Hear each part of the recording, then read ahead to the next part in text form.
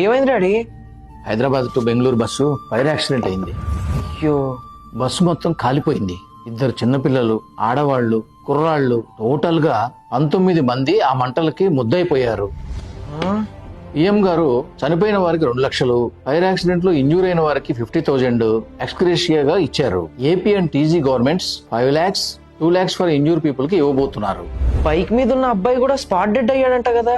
Minutes of టైంలో బూడిద తప్ప ఏం మిగలలేదు. నిజంగా హెల్ప్ చేయాలనుకున్న వాళ్ళు మంటల వల్ల ఏం చేయలేకపోయారు. మిగిలిన వాళ్ళు వీడియోలు తీయడంలో బిజీ అయిపోయారు.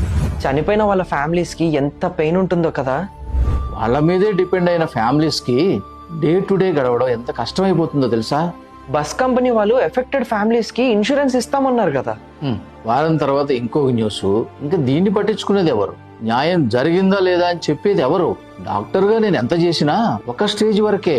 ఆ తర్వాత ఆట మొత్తం డబ్బుది, ఆ దేవుడిదే. ఇన్సూరెన్స్ స్టిల్ ఇండియాలో 10లో 8 మందికి ఇన్సూరెన్స్ ఉండదు. సింపుల్ గా ఇగ్నోర్ చేసేస్తారు. ఏ ప్రమాదం ఎప్పుడు ఎలా వస్తుందో తెలియదు. Please please please life insurance తీసుకోండి. పోయిన ప్రాణాన్ని ఎలాగూ తీసుకురాలేము.